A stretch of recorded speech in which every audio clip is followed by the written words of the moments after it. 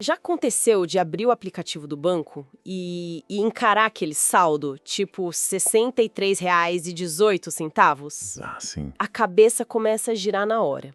A fatura do cartão vence em 2 dias, o aluguel tá chegando e aí, pim, chega a mensagem do mecânico. Sempre tem um imprevisto, né? Olha, deu um problema aqui, vai ficar R$ 480 mais caro. O coração aperta e a pergunta é sempre a mesma, né? Tá, qual conta é o atraso dessa vez? Essa cena é quase um retrato da vida financeira de muita gente no Brasil. É um estado de alerta constante, sabe? Uma corda bamba. Exatamente, qualquer ventinho derruba um mês inteiro. Não é nem sobre luxo, é sobre a falta de um chão firme para pisar. Uhum. E é por isso que o material que a gente tem para analisar hoje é tão poderoso. Ele não fala de ficar milionário. Ele apresenta um número que promete algo talvez mais valioso no dia a dia. O conceito é a regra dos R$ 10.000. E eu já imagino a reação, né? R$ 10.000, com a inflação de hoje, isso não compra nada. Sim, é a primeira coisa que vem à mente. Só que o ponto central das fontes não é o valor em si. É o que ele representa em poder de decisão. E é bom a gente alinhar isso desde o início. A nossa conversa aqui não é uma recomendação de investimento. Certo. Não é sobre qual ação comprar, qual o melhor CDB. É uma análise sobre comportamento financeiro. Sobre psicologia do dinheiro até. Exato. O foco dos artigos é em como sair desse modo de sobrevivência para começar a tomar decisões melhores. Com a realidade que se tem hoje, né? É parar de só apagar incêndio. Perfeito. Vamos começar a desmontar isso então. Uma das primeiras ideias que as fontes atacam é aquela crença que a gente se apega, né? Eu só vou cuidar do meu dinheiro quando eu ganhar mais. Essa é clássica. No papel faz todo sentido, mas na prática os textos mostram que isso vira uma desculpa eterna. A gente joga a responsabilidade para um eu do futuro que talvez nunca chegue. Sim. E os dados mostram que o buraco é mais embaixo. A questão não é que as pessoas não saibam o que é a Bolsa de Valores. Para a grande maioria, o obstáculo é a tensão constante. Ela impede qualquer planejamento. Pensa bem, a Confederação Nacional do Comércio, a CNC, aponta que quase 80% das famílias brasileiras estão endividadas. E a Serasa, os dados da Serasa são ainda mais específicos. São 78 milhões de pessoas inadimplentes. Nossa! A soma das dívidas chega a 482 bilhões de reais. É um número astronômico. 78 milhões de pessoas, é mais de 1/3 da população do país. Isso muda completamente a perspectiva. Muda tudo. A conversa não pode começar com como investir para aposentadoria se a pessoa nem sabe como vai pagar o aluguel no mês que vem. Exato. A questão fundamental que o material levanta é essa: como sair do modo de sobrevivência. É um pré-requisito. Não dá para pensar em construir o segundo andar de uma casa se a fundação está rachando. Tem que consertar a base primeiro. Tem que consertar a base. Antes de sonhar com a riqueza, é preciso conquistar a estabilidade. E tem uma analogia no material que eu achei perfeita para isso. Ter esses R$ 10.000 é como dirigir usando o cinto de segurança. Boa. Ele não deixa a viagem mais rápida, não te dá um carro melhor, mas ele impede que um susto, uma freada brusca, se transforme numa tragédia. É uma rede de segurança. E essa rede de segurança tem um efeito que vai muito além do financeiro, né? Ela atua diretamente na nossa cabeça, na nossa capacidade de pensar. Sim, e essa parte da análise me pegou de surpresa. O material vai fundo na psicologia do dinheiro. A gente sai da planilha e entra na neurociência. É por aí mesmo. Quando não se tem nenhuma reserva, o cérebro ativa um mecanismo de defesa. Os psicólogos chamam de mentalidade de escassez. E a escassez não é só uma sensação ruim. Ela tem consequências neurológicas, de verdade.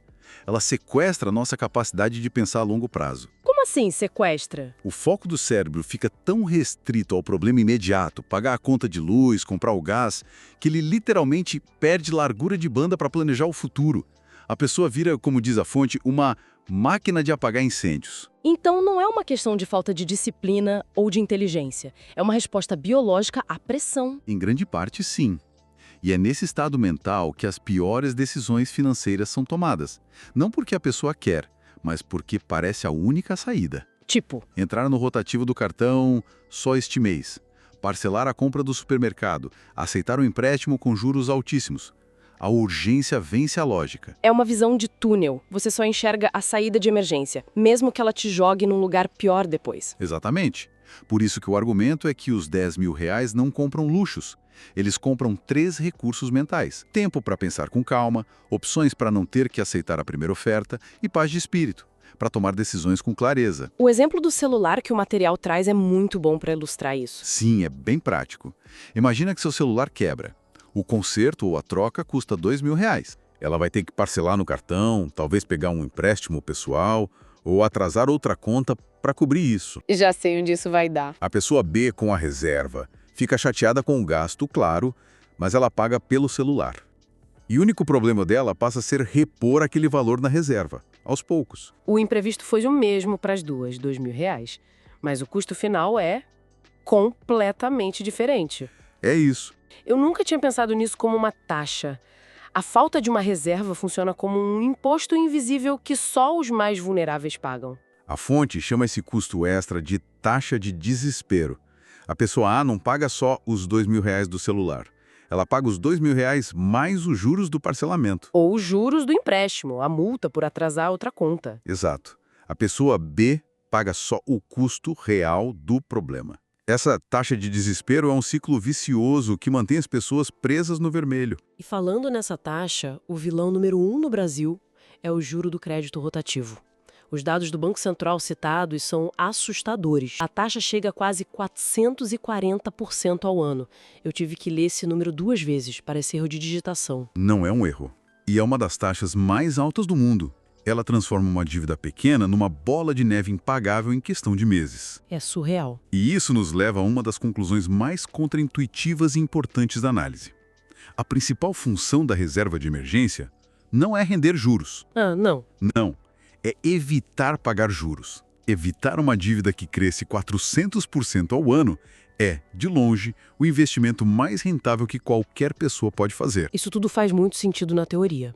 Mas eu continuo pensando na pessoa que ouviu o número de R$ 3.208 de renda média do IBGE e pensou: como é que eu sequer começo? Juntar R$ 10.000 parece uma montanha impossível de escalar para muita gente. E é uma preocupação totalmente legítima. Seria ingênuo ignorar a dificuldade real que isso representa.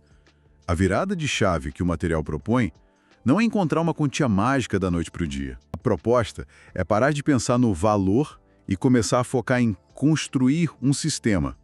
Um sistema que, tijolo por tijolo, constrói essa muralha de proteção. Gosto da ideia de sistema, porque tira o peso de ter que fazer tudo de uma vez. E esse sistema é dividido em fases, né? Como se fosse um videogame. Exato. A fase 1 é chegar aos primeiros R$ 1.000. Os textos chamam isso de o primeiro airbag e dizem que esse valor, embora pareça pouco, já protege de uns 70% dos pequenos imprevistos. É o pneu que fura, um remédio mais caro, o botijão de gás que acaba antes da hora. Coisas pequenas que descarrilam o mês todo. Exato. Esses R$ 1.000 são a primeira barreira contra o caos. Impedem que uma pequena onda vire um tsunami financeiro que te arrasta para o cheque especial ou para o rotativo. Depois vem a fase 2, R$ 3.000. Aí a pessoa já consegue lidar com despesas maiores. A franquia do seguro do carro, um conserto urgente na geladeira. Sem precisar se endividar. E por fim, a fase 3, os R$ 10.000, que é o ponto de virada. É o ponto onde a pergunta interna muda. Deixa de ser qual conta eu atraso para ser qual é a melhor estratégia para resolver isso. Essa mudança na pergunta é a essência da transição. A pessoa sai de uma posição puramente reativa, de só se defender, Para uma posição proativa, de escolher como agir, de assumir o controle. exatamente. Tem aquela história no material de 2 amigos, o Rafa e o Diego. Ela mostra bem isso na prática. Sim, é ótima. Os dois têm rendas parecidas. De repente, uma série de imprevistos. O carro quebra, despesa médica, a geladeira pifa. A soma dá R$ 3.700. O Rafa, sem reserva, entra numa espiral. Parcela o conserto, usa o limite do cheque especial, atrasa uma conta. A cabeça dele vira um caos. Ele passa um mês inteiro só pensando em como vai cobrir aquele buraco. E o ponto central da história não é só o dinheiro que o Rafa gasta mais com juros, é a clareza que ele perde. A fonte argumenta que a escassez não é só falta de dinheiro, é falta de espaço mental. Sem esse espaço, o Rafa busca alívio rápido, que geralmente vem na forma de crédito caro e mais problemas no futuro. A energia que se gasta nesse pânico é gigantesca. Com certeza. Já o Diego, que tinha a reserva dele, usa os R$ 3.700 para resolver tudo. A preocupação dele não some, mas muda de qualidade. O foco dele vira como eu vou repor esse valor na minha reserva nos próximos meses. Ele resolveu o problema e manteve o controle do futuro. E se a gente conectar isso a um quadro maior, atingir esse marco dos R$ 10.000 provoca 3 grandes transformações de comportamento. A primeira é que a pessoa para de pagar a tal multa de pobre. Juros por atraso, taxas por falta de saldo, o rotativo, é um vazamento constante de dinheiro que finalmente é estancado. A segunda mudança é gigantesca. Começar a dizer não. Sim. Não àquela compra por impulso. Não a um empréstimo com condições abusivas. E, em casos mais extremos, não a um trabalho precário, porque você tem uma folga para procurar algo melhor. Isso é liberdade. O que nos leva à terceira transformação.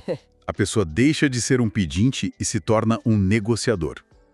Quem precisa de crédito com desespero aceita qualquer coisa. Qualquer condição. Quem tem uma reserva pode esperar, pode comparar, pode negociar um desconto para pagamento à vista. O poder de esperar vira uma vantagem competitiva na vida. A gente entendeu o porquê, o diagnóstico, as consequências, mas e na prática? O que tudo isso significa? Como alguém começa hoje? As fontes trazem um passo a passo bem direto. E o primeiro passo é curioso, porque é contraintuitivo, parar o sangramento. Exato. A recomendação é que, antes mesmo de focar em construir a reserva, a prioridade máxima é lidar com as dívidas caras. Parece estranho, né? Como vou guardar dinheiro se tenho que pagar dívida? Mas a lógica é matemática. Não adianta tentar encher um balde que tem um furo enorme no fundo. Faz sentido. Se você tem uma dívida no cartão crescendo a 400% ao ano e uma reserva que rende, com sorte, 10% ao ano, você está perdendo a corrida. Primeiro, estanca a hemorragia. Ok, estancou o sangramento. Passo 2, criar uma conta invisível. A ideia é que a reserva não pode ficar misturada com o dinheiro do dia a dia. Por que essa separação é tão importante? Porque o nosso cérebro é preguiçoso. Se o dinheiro está ali, visível, de fácil acesso, ele é percebido como dinheiro disponível para gastar. Ah, entendi. Criar essa barreira, seja numa conta separada, numa caixinha de banco digital ou numa corretora, é mais uma barreira psicológica do que física.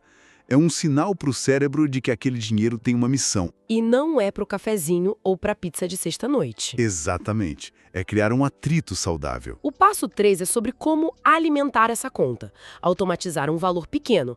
Em vez de esperar que sobre dinheiro no fim do mês, Porque raramente acontece. a estratégia é se pagar primeiro. Esse é um dos conceitos mais poderosos da educação financeira. A maioria das pessoas recebe, paga as contas, gasta e, se sobrar, guarda. A inversão de lógica é: recebeu, a primeira conta a ser paga é a sua reserva. Mesmo que seja um valor pequeno. Mesmo que seja R$ 10 por dia ou 50 por semana. A consistência é muito mais importante que o valor inicial. E o material faz uma conta que provoca a gente. R$ 500 por mês em 20 meses viram R$ 10.000. Pode parecer muito tempo, mas a reflexão é: esses 20 meses vão passar de qualquer maneira. A questão é se você quer chegar lá com uma reserva construída ou exatamente como está hoje. É uma provocação necessária. O passo 4 é uma ferramenta comportamental, a regra das 24 horas. Ah, essa é ótima. Antes de fazer uma compra por impulso, especialmente acima de um certo valor, espere um dia. Dê tempo para a emoção baixar e a razão entrar em cena. Ah, essa regra me salvaria de tantas compras de madrugada. É impressionante como o desejo por algo diminui drasticamente depois de uma noite de sono. Reduz muito o gasto emocional, que geralmente é o que mais gera arrependimento. E por fim, o passo 5, que a gente já mencionou: subir em degraus. Exato. Comemore a conquista dos R$ 1.000. Sinta o alívio que isso traz. Depois, foque nos 3.000. Cada meta atingida constrói confiança. E a confiança alimenta a consistência. É a criação de um ciclo virtuoso que substitui o ciclo vicioso da dívida. Resumindo toda a nossa conversa, talvez a frase mais importante do material seja: R$ 10.000 não te deixa rico, mas te deixa livre o suficiente para construir riqueza. Perfeito. A riqueza, segundo as fontes, não é um evento, tipo ganhar na loteria. É um processo, construído com constância, com melhores decisões e com o tempo. E a clareza para tomar essas boas decisões só aparece quando a gente consegue sair do modo pânico. A reserva é a fundação. Sem ela, qualquer tentativa de construir algo mais alto está fadada a ruir. É a base que sustenta todo o resto da vida financeira. A análise é muito clara. ter ou não ter essa reserva muda fundamentalmente a maneira como se interage com o mundo. Isso me leva a uma última reflexão, construindo sobre o que a gente discutiu. A fonte diz para proteger esses primeiros R$ 1.000 como se fossem oxigênio. Sim, A pergunta provocadora que eu deixo é, se esse oxigênio financeiro já estivesse disponível na conta hoje, agora, que pequena decisão poderia ser tomada de forma diferente esta semana? boa pergunta. Talvez fosse negociar um desconto à vista, talvez fosse dizer não a um parcelamento, ou talvez fosse simplesmente dormir com um pouco menos de ansiedade. A verdadeira mudança não está só no saldo bancário, está na próxima escolha que se ganha a liberdade de fazer.